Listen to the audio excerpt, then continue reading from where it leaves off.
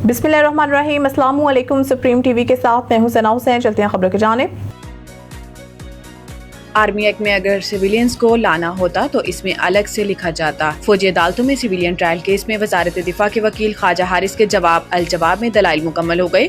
आइंदा समात पर अटॉर्नी जनरल दलाइल देंगे। जस्टिस अमीनुद्दीन की सरबराही में 7 रुकनी आईनी बेंच ने केस की समात की। अदालत ने ख्वाजा हारिस को आज दलाइल मुकम्मल करने की हदायत की। दौरान समात जस्टिस हसन अजहर रिजवी ने इस्तफसार किया कि पिक एंड चूज किस तरह से किया गया। वकील ख्वाजा हारिस ने दलाइल में कहा कि पिक एंड चूज वाली बात नहीं है, जो जुर्म हो इसके मुताबिक देखा जाता है। केस नौयत के मुताबिक इंसदाद दहशतगर्दी अदालत या मिलिट्री कोर्ट में भेजा जाता है। जस्टिस मुसरत हलाली ने रिमार्क्स दिए कि क्या सिविलियन इसके जुमरे में आते हैं। यहाँ पर बात सिर्फ फोर्सेस के मेंबर को डिसिप्लिन में रखने के लिए है। जहाँ पर क्लियर हो गई ये सिर्फ मेंबर्स के लिए, वहाँ पर मजीद क्या होना है। जस्टिस हसन अजहर रिजवी ने कहा कि अगर कोई सिविलियन आर्मी इंस्टॉलेशंस पर हमला करता है तो इसका इससे क्या ताल्लुक है। जस्टिस नईम अख्तर अफगान ने रिमार्क्स दिए कि सिर्फ मेंबर्स के लिए है और अगर आर्मी एक्ट में सिविलियंस को लाना होता तो फिर इससे अलग से लिखा जाता। 1973 के आइन में बहुत सी चीजें पहले वाले 2 आइन की चीजें वैसे की वैसे आ गईं।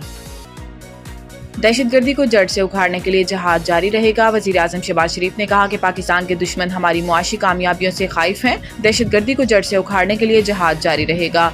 वजीर आजम शहबाज शरीफ की ज़ेर सदारत अमन व अमान की सूरत हाल पर इजलास हुआ, जिसमें मुल्क में अमन व अमान के क़याम के हवाले से इक़दामात पर तफसीली ब्रीफिंग दी गई।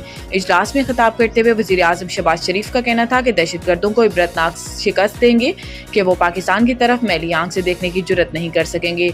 पाकिस्तान के दुश्मन हमारी मुआशी कामयाबियों से खाइफ है। दहशतगर्दी के खिलाफ कार्रवाइयों के लिए तमाम इदारों और सूबों की कोशिशें लायक तहसीन हैं। इन्होंने कहा कि दहशतगर्दी के खात्मे के लिए वफाकी हुकूमत सूबों की इस्तेदाद बढ़ाने के लिए ताउन करेगी। तमाम इख्तिलाफात भुलाकर दहशतगर्दी के खात्मे के लिए मिलकर काम करना है। सिक्योरिटी फोर्सेस के जवान दहशतगर्दों से नबर्द आजमा और जानों का नजराना पेश कर रहे हैं। वजीर आजम ने हदायत की है कि स्मगलिंग के खिलाफ तमाम इदारे अपनी कोशिशें मजीद तेज करें। इंसानी स्मगलिंग के नेटवर्क के गिर्द घेरा मजीद तंग किया जाए। इंसानी स्मगलरों को कानून के शिकंजे में लाया जाए। इलेक्शन कमीशन ने PTI intra party election case का हुक्मनामा जारी कर दिया। हुक्मनामे के मुताबिक PTI intra party election case के जवाबदेह को 23 अप्रैल 2024 को नोटिस जारी किया गया, जबकि PTI intra party election case पहली बार गुज़िश्ता साल 30 अप्रैल को समाअत के लिए मुकर्रर हुआ।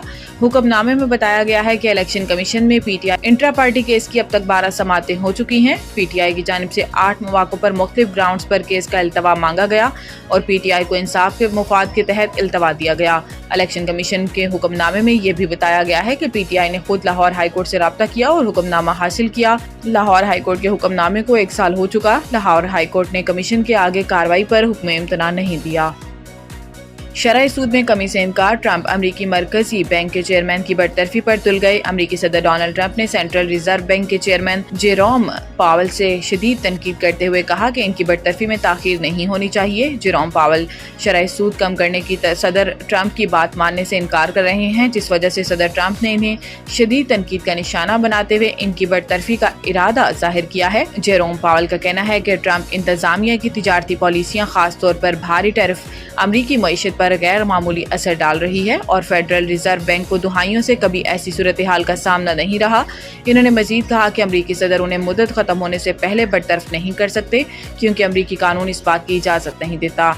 जेरोम पावल को पहली बार 2018 में सदर ट्रंप ने ही फेडरल रिजर्व का सरबराह मुकर्रर किया था और तब भी ट्रंप उनसे नाराज ही रहते थे।